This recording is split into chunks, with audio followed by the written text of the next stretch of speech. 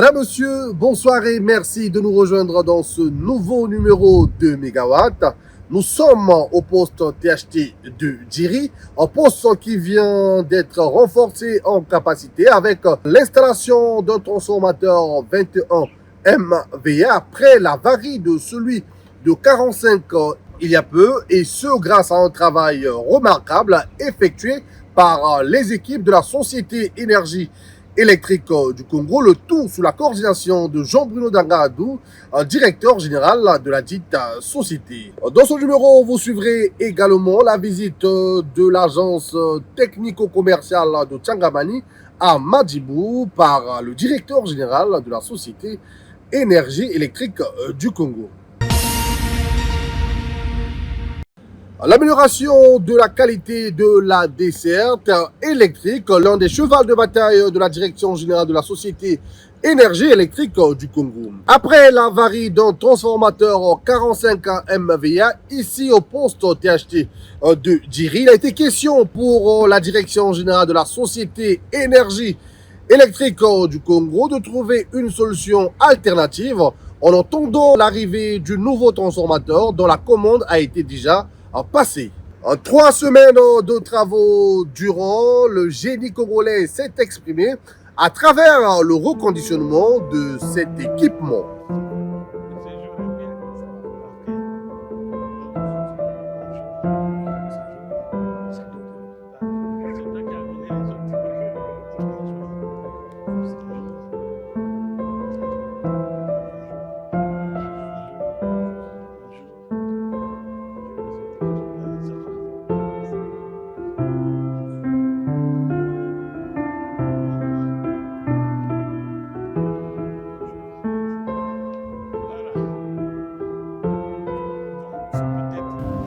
Au poste THT de Djiri, on avait eu l'avarie du transformateur 220 30 20 45 MVA qui se trouve au niveau du portique devant là-bas. Ceci a vraiment perturbé la desserte électrique dans les quartiers nord.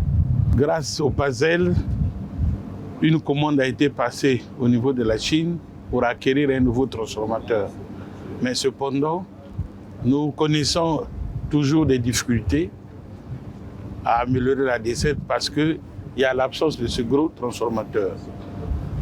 En faveur du projet RIT à Pointe-Noire, il y avait eu donc dans le cadre de ce projet le remplacement des transformateurs au niveau du poste Ngoyo et le poste 220 30 21 MVA avait été libéré, un poste qui a travaillé beaucoup d'années, abandonné totalement là-bas, et que nous avions réfléchi qu'en entendant qu'on puisse avoir le nouveau transformateur 45 MVA, mais la moitié de cette puissance, on pouvait l'avoir avec le transformateur de 21 MVA. Et c'est ce que nous avions fait. Donc, nous avions récupéré ce vieux transformateur abandonné. Nos équipes ici présentes ont reconditionné ce transformateur jusqu'à prendre toutes les mesures nécessaires à le repeindre et qu'il est là en face de vous. Vous croyez que même que c'est un transformateur qui sort de l'usine. Mais ceci a été reconditionné ici sur place. Nous avons changé l'huile à l'intérieur. Il y a eu même la corrosion au niveau du circuit magnétique. Mais on a tout travaillé pour remettre en forme, en plein de ce transformateur. Et on a régénéré l'huile, bien que ce soit de l'huile neuve, afin de pouvoir avoir les valeurs qu'il fallait.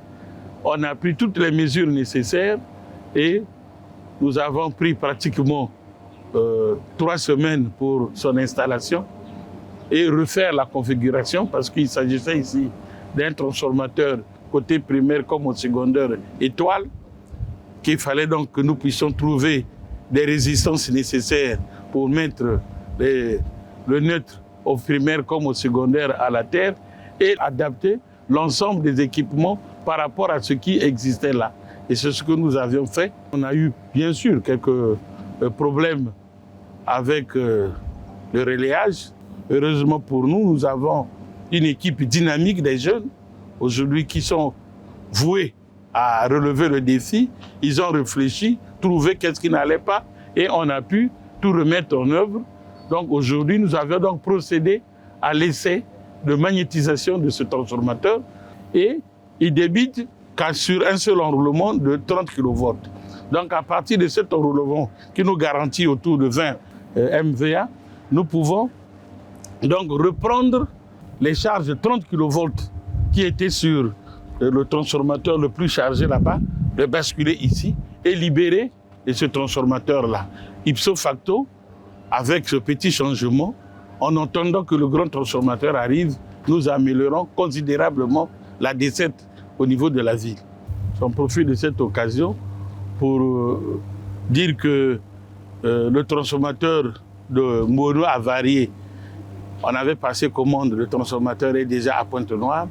Nous avons quelques difficultés avec le CFCO, le chemin de fer, où il n'arrive pas à trouver le wagon nécessaire pour transporter ce transformateur à Brazzaville, parce que le wagon spécial là devait nous permettre de passer le tunnel au niveau de Mayombe, mais ce wagon-là est en panne.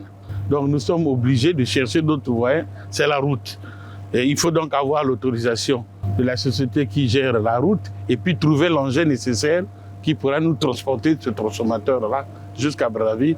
Je pense qu'à partir de la semaine prochaine, nous allons le faire, mais ça va prendre 3-4 jours. Donc une fois que c'est arrivé, nous allons organiser son installation et permettre donc l'amélioration de la desserte de ce côté-là grâce à l'installation de ce transformateur. Donc, comme je l'ai dit tantôt, on ne dort pas. Vous avez vu que les jeunes sont là, les travailleurs. Jour et nuit, on est en train de chercher à voir les solutions. Là, par exemple, quand vous voyez ce transformateur, vous ne pouvez pas s'imaginer que c'est un transformateur qui a été abandonné 17 ans dans l'herbe à Pointe-Noire. Abandonné pendant 17 ans parce qu'avec le projet RIT, ils ont dû installer d'autres transformateurs. On n'avait plus besoin de ça, on a mis ça de côté. Et les gens ont soutiré l'huile qui était à l'intérieur, volé certaines pièces. Mais nous, face à la difficulté, on a réfléchi, en prenant des pièces par-ci, par-là, et voilà comment on a pu réhabiliter ce transformateur. En le voyant, vous pouvez même croire qu'il sort de l'usine. Alors que c'est les jeunes que vous voyez là, c'est eux qui ont travaillé nuit et jour pour le remettre là après 3 semaines. C'est par la route également que nous avons réussi à le transporter, mais celui de Ngoyo est un peu plus costaud parce qu'il fait 30 MVA de puissance. Ici, c'est 21 MVA. Voilà, donc, comme vous sentez le son, comme avec les autres transformateurs, ce transformateur a été donc déjà magnétisé. C'est-à-dire, nous avons fermé le disjoncteur qui est devant là, et ce qui a permis déjà d'alimenter le transformateur. Donc pendant un temps, nous le laissons fonctionner pour voir s'il y a des anomalies ou pas. Nous l'observons et après, nous allons donc décharger le transformateur numéro 3 qui est de l'autre côté, qui prend donc les lignes 30 000. Nous allons basculer sur ce transformateur parce que sa sortie ne prend que du 30 000. Et en faisant ainsi, nous libérons donc le 30 000 qui était là-bas. La puissance va aller plus du côté 20 kV et prendre un peu d'autres clients dans la ville, donc améliorer la desserte. Donc on n'a pas attendu l'arrivée du transformateur que le projet PASEL nous a promis, on n'a pas attendu. Donc on est nuit et jour en train de réfléchir à des solutions palliatives. Et le jour où le transformateur va venir, nous allons regarder s'il faut enlever ça, placer, ou chercher à faire un autre projet carrément où on va créer une travée qui va nous permettre d'installer ce transformateur indépendamment et renforcer la puissance installée du poste. Voilà. Donc là, nous constatons qu'il a été mis en service. Nous allons laisser toute la nuit. Il fonctionne à vide pour voir. Et à partir de demain, nous voyons encore la dernière fois les protections des lignes 30 000. On a fait des essais aussi du différentiel pour voir tout ce qui est défaut interne au transformateur, comment ça réagit. On a fait ces tests-là, c'est bon. On a fait des tests également ouverture, fermeture du générateur côté 220, côté 30 000. Et il nous reste à voir un peu la protection au niveau des lignes. Et puis, demain, nous allons donc prendre la charge et améliorer la desserte. L'amélioration de la desserte électrique, l'on ne cessera de le dire. un cheval de bataille de la direction générale de la société Énergie électrique du Congo, et dans le cadre de la recherche des solutions idoines, plusieurs actions sont en cours de réalisation et d'autres en perspective. Et dans son intervention, l'ingénieur Jean-Bruno Dangadou relève l'équivoque. À Mbono, on a un projet de mettre un 70 MVA. De même également à Ngoyo, à Pointe-Noire. Donc une fois qu'on a mis ces transformateurs de 70 MVA, sortis 20 kV, on bascule le réseau 20 kV sur ces transformateurs-là et nous libérons donc la partie 30 000. Par exemple, à Ngoyo, si nous le faisons, le 30 000 va nous servir à aller vers Sambandjassi pour alimenter le district de Sambandjassi, et en même temps, le poste qui est vers Patra. On va faire un poste de transformation 30-20, c'est ça l'amélioration. Et du côté de Brazzaville avec Ambono, il y a aussi le projet de 70 MVA. Si on le met, donc nous prenons tout le Djoué et une partie de Bakongo sur ce 70 MVA là, on libère le 30 et le 30 vient maintenant vers l'association A et les autres. Donc il y aura une amélioration significative. Et surtout, notre ambition, c'est que l'année prochaine, il faut qu'absolument nous regardions le problème du poste blindé qu'on va installer en Pila et la ligne 220 qu'on peut piquer quelque part ici pour amener vers un Pila. Et cette ligne permettrait donc, avec le poste de Pila, de prendre toute la charge du centre-ville à partir de Pila. Parce que le centre-ville est alimenté par des postes qui sont sur la périphérie. Nous sommes par exemple ici, à près de 14-15 km de Pila, par exemple. Et vous voyez que c'est trop loin. Tchelampo, la même chose. Mbono également. Donc on est particulièrement sur la périphérie. Et quand on voit le circuit sinueux des câbles, parfois on arrive au centre-ville à 20-25 km, c'est trop. Donc il vaut mieux avoir un poste au centre-ville, déjà à Pila, qui est pratiquement vers le centre-ville, et ça va améliorer la desserte au centre-ville et permettre l'alimentation de tout le projet que nous avons donc autour de Pila et autour du bord du fleuve. Tout ça là, ça sera basculé par là et on aura une bonne desserte. Toutefois, le directeur général de la société Énergie électrique du Congo, l'ingénieur Jean-Bruno Dangadou, ne s'est empêché de présenter les excuses aux usagers au nom de la société, compte tenu de certains désagréments observés dans la desserte électrique. Je voudrais donc profiter effectivement de l'occasion pour dire à nos populations que nous veillons nuit et jour pour améliorer la desserte. Il y a certains phénomènes que nous constatons dans le réseau qui ne dépendent pas forcément de nous, parce qu'on a un réseau interconnecté qui est assez vaste, qui va jusqu'en RDC jusqu'en Zambie. Et dès qu'il y a une perturbation là-bas, nous sommes sur un réseau linéaire, nous ressentons la secousse. Et souvent, il y a ces coupures qu'on constate là. Nous sommes là en train de réfléchir, avec nos moyens de bord, trouver des solutions. Je pense que l'année prochaine, avec tout ce qu'on est en train de faire du côté de Eni sur le réseau sud, nous allons aussi regarder de notre côté l'année prochaine. Je pense qu'on va arriver à l'amélioration. Il suffit que nous soyons en position de certains équipements à varier, qu'on les remplace, qu'on renforce aussi au niveau de la distribution, par exemple, avec la création de nouveaux postes, le remplacement des vieux câbles, la création de nouveaux fidèles en renforçant, par exemple, les postes sources, tels que le poste de Ngoyo. Si avec le projet de Eni, nous arrivons à mettre un transformateur 70 MVA, nous basculons tout le 20 kV sur ce gros transformateur et on libère le 30. Donc il y aura une amélioration significative. Une fois de plus, j'en profite de l'occasion pour s'excuser donc auprès de notre clientèle que nous ne dormons pas, nous réfléchissons, on est en train de se battre. Je pense que pour avoir les solutions aux problèmes, donc à partir de l'année prochaine, je pense qu'on aura encore des efforts qu'on va faire pour acquérir les équipements qui nous permettront d'améliorer la desserte. Par exemple, ce transformateur-là, personne ne peut s'imaginer qu'on pouvait le mettre encore en service. Là, on a réussi à le mettre et dès demain, il y aura déjà dans les quartiers nord une petite amélioration grâce aux 20 MVA qu'on peut avoir ici. Donc, une fois de plus, nous sollicitons l'intelligence de nos populations, mais qui ne se découragent pas à nous soutenir parce que nous sommes là en train de travailler, réfléchir aux solutions, malgré des moyens qui sont un peu difficiles par rapport à la conjoncture, mais on ne perd pas espoir. Donc on continue à travailler et je pense qu'avec tout ce qu'on est en train de faire du côté de la partie sud avec Eni, ce qu'on fera à Mono, à Tchelampo et à Angoyo, et ce que nous comptons faire déjà ici, on va améliorer les choses. Qu'on garde espoir. Se rapprocher davantage de la clientèle, une politique mise en place par la Direction générale de la Société Énergie électrique du Congo à travers la construction des points de vente et autres agences technico-commerciales à Madjibou, dans le 8e arrondissement de Brazzaville. Une nouvelle agence technico-commerciale vient de voir le jour, notamment celle de Tsangamani.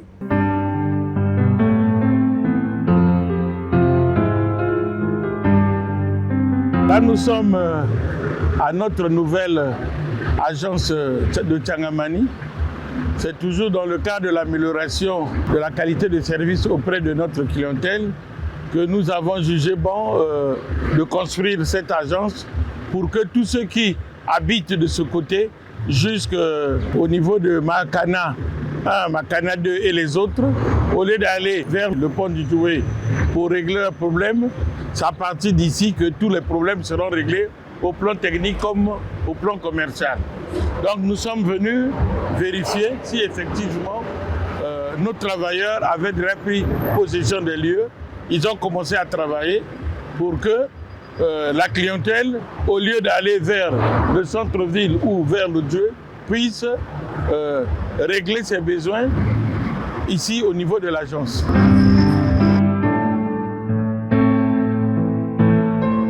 Ici, c'est donc la guérite.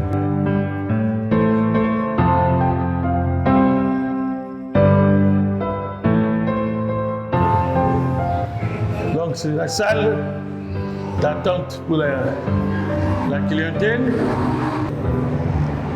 Tous les appareils ont été installés? Oui, d'accord.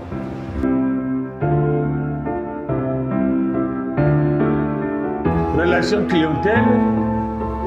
Si c'est des questions à le portefeuille. Voilà, la RIPA c'est ici. Réclamation inventaire permanent des abonnés.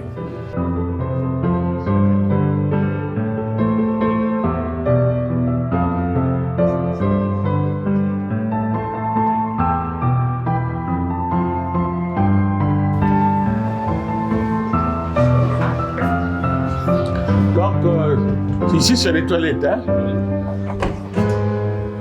Donc, ok, deux portes, homme-femme.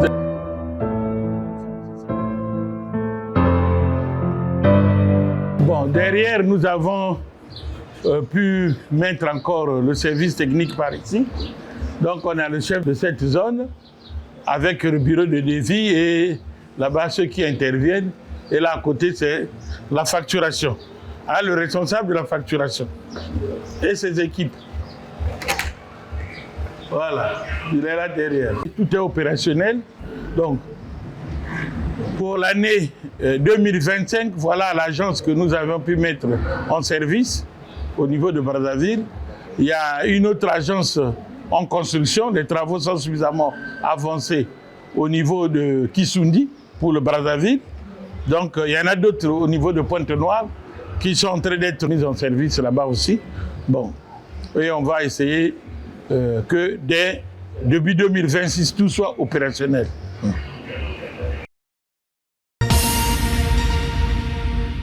Madame, monsieur, voilà qui met un terme à ce numéro de Mégawatt.